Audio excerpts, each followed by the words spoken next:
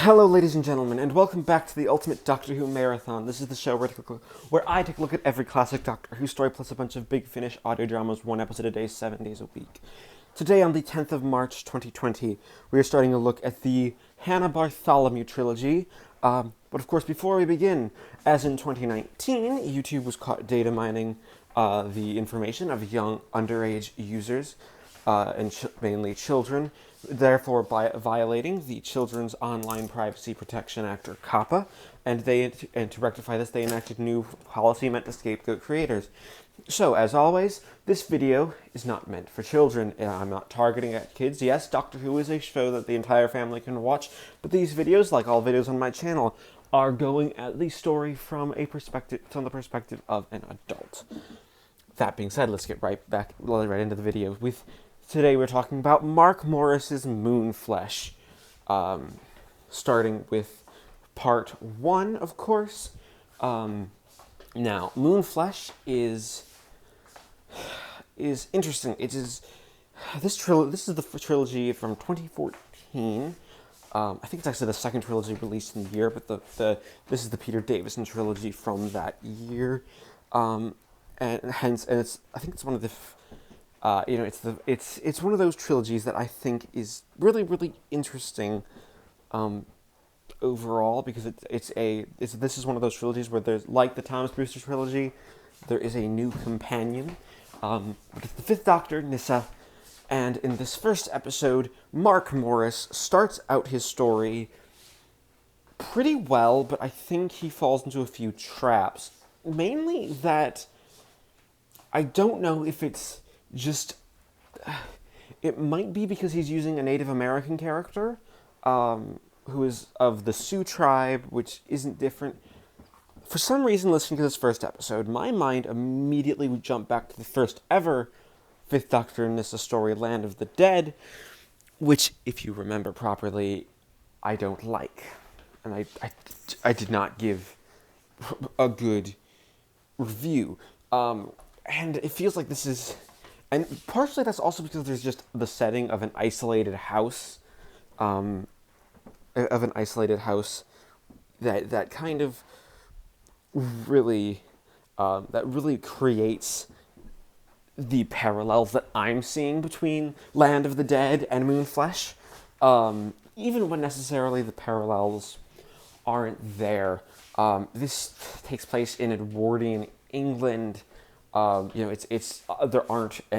aren't like crazy American accents in this one. No, they're all very British and very, very interesting. But just the setting and almost some bits of the setup here are what gives me these vibes of that previous story, which is not necessarily a great thing. You shouldn't necessarily be evoking a story that doesn't work. But it does... I will say Moonflesh Part 1 is an enjoyable story. The characters are much more enjoyable. One, the Doctor and Nyssa are written together wonderfully. Mark Morris does have a handle on who these characters are and their quirks, and what makes them work, and what makes them an interesting set of characters to follow. Which is, it's something that, say, Stephen Cole didn't do when writing when writing The Land of the Dead, because that was a story that was written incredibly quickly and not really, creating, and writing a story quickly doesn't create enough atmosphere or make it fun enough to listen to and really enjoy and sink your teeth into, because it really doesn't. But there's this, and I do like the setting of a manor house where basically a bunch of rich people have come for a hunt, by this lord who is a fun character. It actually does give Nyssa something interesting to do to sort of rally against hunting, which kind of feels very apt for her character, because Traken was very much a peaceful society. And this is very much doing a story that is, anti-hunting in its themes and in its plot. It creates, just this atmosphere that, hunting isn't a good thing, it shouldn't be done, and it's outdated, and that's kind of showing what it is. While also sort of juxtaposing outdated, sort of gender politics of the time. You have the character Hannah Bartholomew, who wears men's clothing, and doesn't like to be, he wants to be called Miss and not Ms., which I think is a specific British social cue or an earlier social cue type thing that I'm not entirely familiar with because it's just not used anymore. But Francesca Hunt plays Hannah Bartholomew wonderfully. She's, witty and just a very sharp character, a character who definitely knows what she wants and is going to get what she wants, and is essentially found herself in this situation and is coming to hunt. Because a lot of this episode does sort of fall into a lot of British stereotypes. Like there's the let's have some whiskey for the night, Captain. Oh, the women can't do that. But there's also this idea of almost a meteorite called the Moonflesh that gives the title, and the big cliffhanger is that it starts glowing and creates just a situation of danger, which is, standard Doctor Who fare for a story like this, and just genuinely doing something a little standard. And that is actually a lot of my criticism here for this first episode, is that Mark Morris writes a story that is standard Who. It doesn't tell a bunch of interesting things or reveal much about our characters. It's just standard, and it doesn't mean it's bad by any means. I enjoy quite a lot of Doctor Who when it's just, here's some standard Who. It's just that in telling a story like this is not necessarily where you want to necessarily be, because this is weird, and it's also just a short episode. It doesn't get things moving. It moves at kind of a slow pace, and kind of that slow pace. And while I love slow pace storytelling, it doesn't great. Also, the Doctor's kind of a passive character mostly. Like Peter Davison is having fun with the role, and he has good chemistry with Nyssa early on when they get attacked by a lion because there are a bunch of exotic animals on this man's property. And in meeting Hannah Bartholomew, but once they actually get to the house and ingratiate themselves in the narrative, it just kind of falls a little flat for a bit, and it doesn't. I don't know if it's going to pick back up again, and I don't necessarily disagree. But overall, this is still a good episode. It's a much better start than The Land of the Dead ever had, because The Land of the Dead had just the issue of not doing a lot of great stuff. So overall, I'm going to give part 1 of Moonflesh a 7 out of 10. Alright, it is the 11th of March, 2020, and I just finished listening to part 2 of Moonflesh, which is not as good as part 1. Yeah, I'm coming right out and saying it, because this is a story where I think Mark Morris has a problem of not really doing anything all that new. And the new things he does, like introduce Hannah Bartholomew as a complex and fun character, really doesn't do enough to take away from the fact that he is just telling kind of a bog standard story. Like, this is stuff that's been done before. It's fully playing into the Victorian idea of, women, what do they know? And it's, honestly, it's dull. It's a story that, it makes the story less enjoyable on the whole, because you have this, because you have this thing that it's been done before. It's been done before on television. I mean, a whole subverting the Victorian Edwardian values of women was a whole plot thread of Talons of Wang Chiang, with Leela and her, noble savagery thing. And it's clearly been done better. Like, that's where a lot of this premise of this story comes from. I will say Hannah Bartholomew is a shining character, because overall she's one who is essentially there to, I guess, offset the Doctor and Nyssa's dynamic, but also be interesting. Like, she knows about the Moonflesh. The Moonflesh clearly is alien. There's no like fake out of surprise. It's just from Earth. No, it's clearly something alien that has made it to Earth in at this point in history.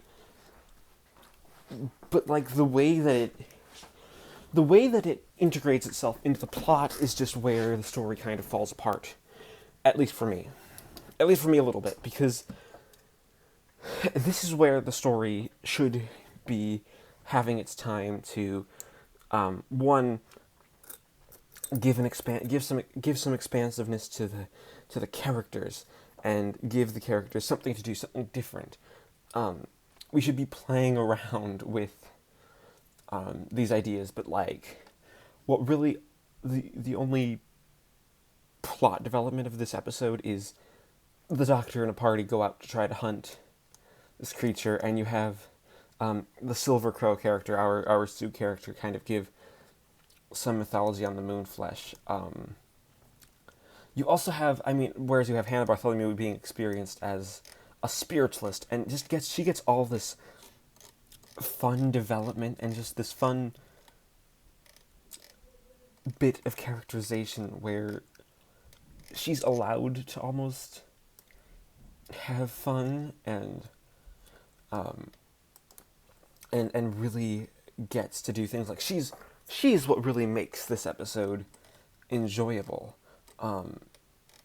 It's her experiences and her attitude sorts things, and as the story progresses, you get to see them, and you see the attitudes build up and create something new and something more interesting. But other than that, there's just the big problem of the story is that it's kind of dull. It also doesn't know, does it want to be like hunting is bad? Because that wasn't really, explored throughout the story. It was just referenced for the first part, and then not really brought up again.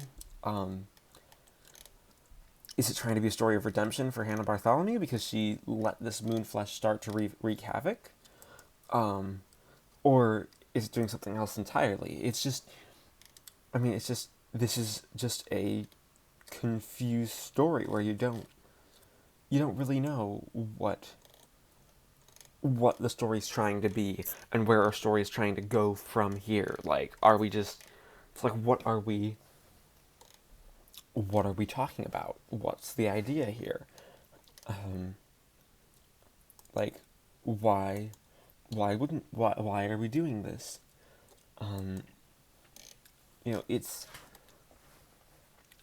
It's one of those things where you have just you just have the it's just this weird thing.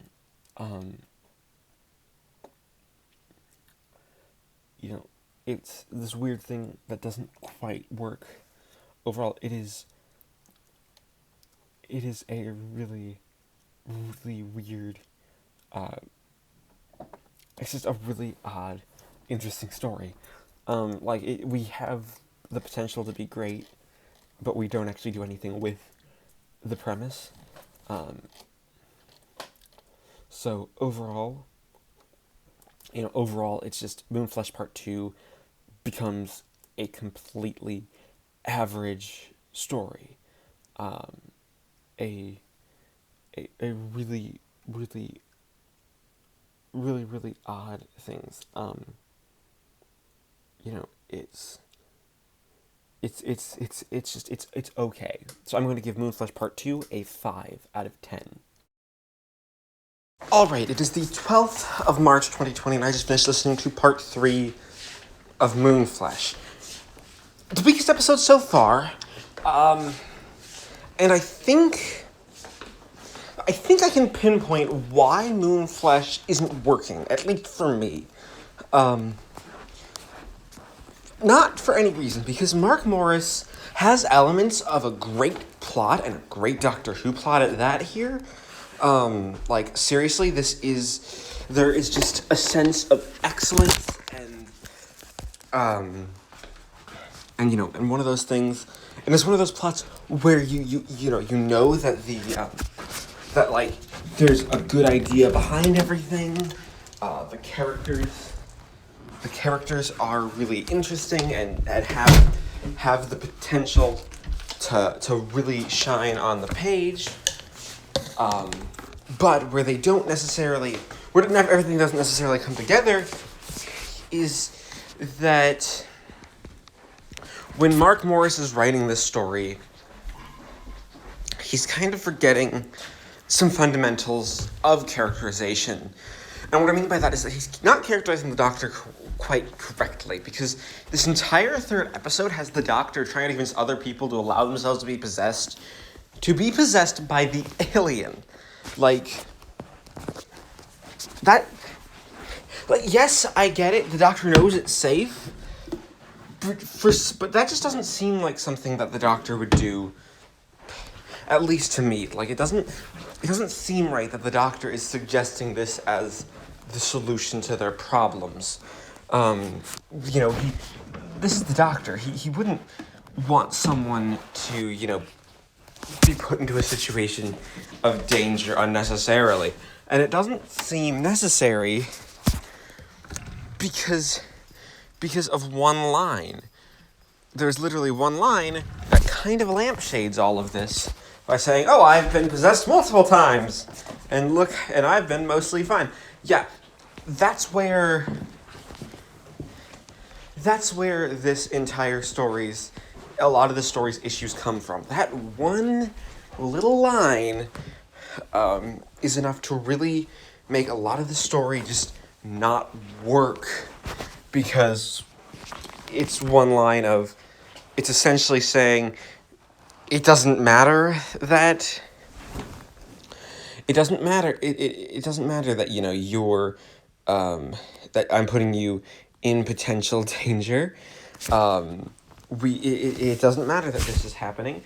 What matters is that you are basically allowing yourself to be put into harm's way of an alien, and that just doesn't sit right with me, at all.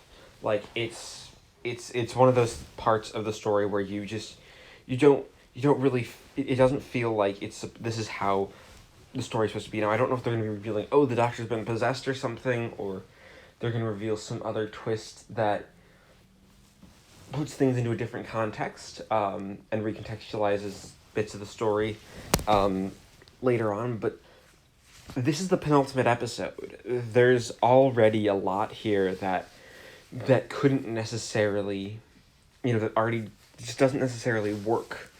Going into the final episode, there aren't enough hints that maybe the Doctor's possessed or maybe something else is going on here. Because the Doctor just seems to be playing it, as Peter Davison's playing it, completely straight, with no hints that, oh, this might just be, this might be a ploy somehow, or the Doctor might be lying, or something else entirely. This isn't your standard story because of that in it. And I think that's probably where a lot of this episode's problems are lying, in that it's also just a story where you don't really have that strong of an identity of what this story is trying to be. Are we trying to be a story that's anti-hunting, that hunting is bad, this is the stand we are taking, this is what it's about? Or is it trying to be a story about the collapse of Edwardian values under pressure? As that is kind of a big theme in this episode, and was kind of a theme in the last episode, and almost intensified here.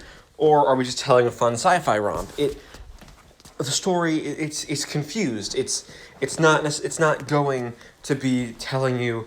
It's not one that tells you, okay, this is what we're doing. Here is story point A, B, C, D, etc. um, and we're creating a story based on this. It isn't.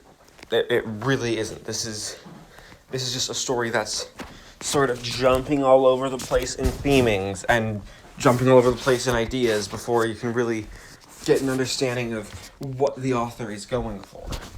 Um, Once again, Francesca Hunt is great to listen to. She's clearly having a lot of fun with her role, and there is just a lot of fun there. But other than that, there just isn't a lot here. It's a lot of storytelling without having an idea in mind of where the story's actually going to be going, or what the story's going to mean. Like, the Moonflesh is an interesting idea. Why doesn't Mark Morris develop that more? It's just a bunch of interesting. This is a collection of a bunch of interesting ideas, without any sort of real development of where the ideas fit in with one another, and where is their meaning to go together. It's kind of a shame, because Mark Morris clearly knows what he's doing. He clearly can write a story. He has and that was the problem with. That was kind of the problem with Plague of the Daleks, the last story by him I looked at. But as it stands now, this is just one of those stories where you don't get the entire. You don't get a lot. You don't get a lot of the answers that you're hoping for, and you don't get the building to an answer that you really are hoping for, and you don't get the idea of, okay, here's this idea. Here's what the story's going for. And it just doesn't end very, very well. So overall, I am going to give part 3 of Moonflesh a 4 out of 10. Alright, it is the 13th of March 2020, and I just finished listening to part 4 of Moonflesh, the final episode of the story, which is, the story with a whimper and not a bang. Quite simply, because it's, this just isn't that great of an ending. It's not telling a story that necessarily needs to be told, and it's not really, giving us something to enjoy, to sink our teeth into, to really, really like. It's a lot of. This one just goes off in a completely different direction of, let's do a random dreamscape. Because that is,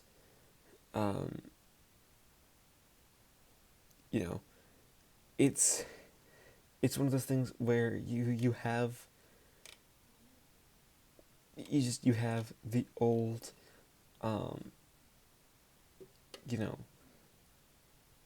it's one of those things where you have the story built up around this idea. It's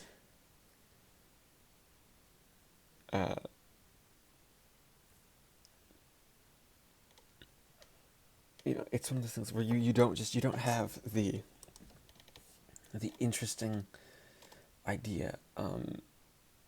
It's one of those very, very things.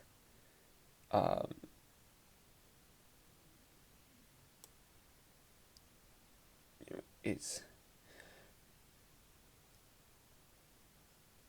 one of those. It's one of those things where you have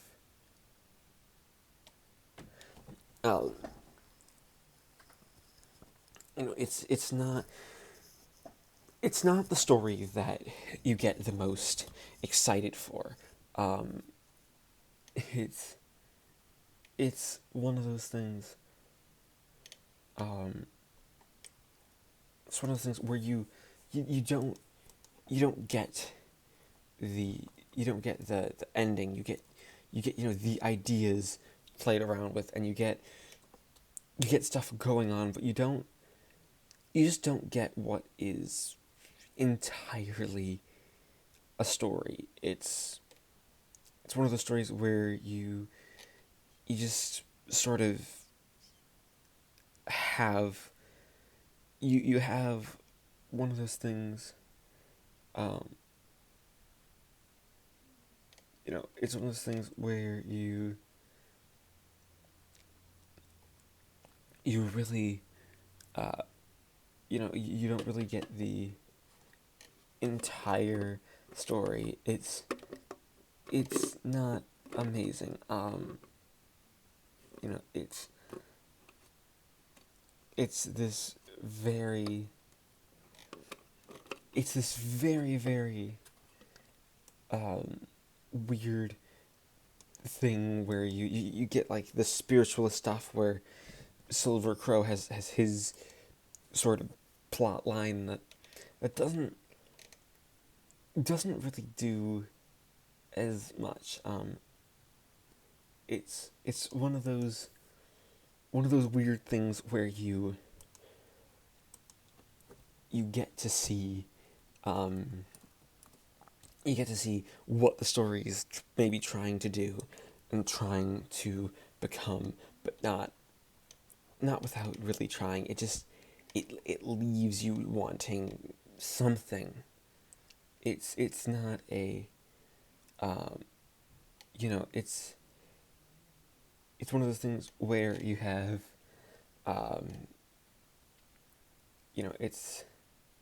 it's one of those things where you have the story going on to be the to be where everything is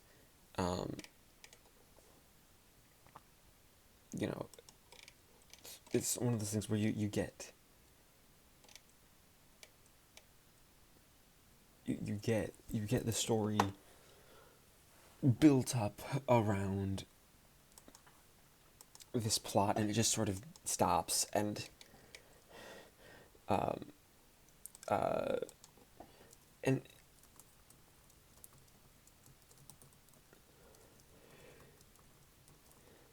it's not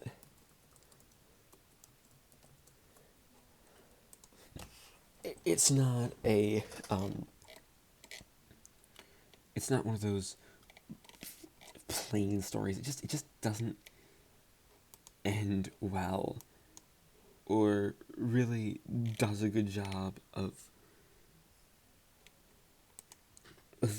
doing things. It's not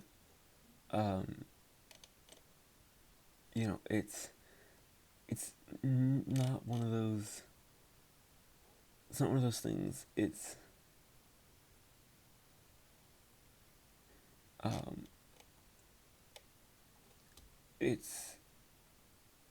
It's one of those just really, really weird things.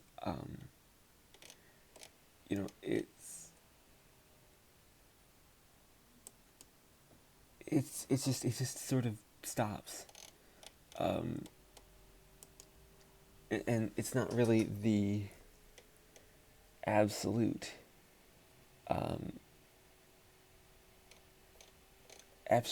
best stories. It's really isn't. It just isn't a good episode. So overall, I'm going to give part 4 of Moonflesh a 3 out of 10. That being said, we add up the scores and average them out to give Moonflesh a final score of 4.75 out of 10. Thank you everybody once again for watching this installment of the Ultimate Doctor Who Marathon. Please leave a like, comment, and subscribe if you haven't already. And join me next time when we continue our look at the Hannah Bartholomew trilogy with the second story, Tomb Ship.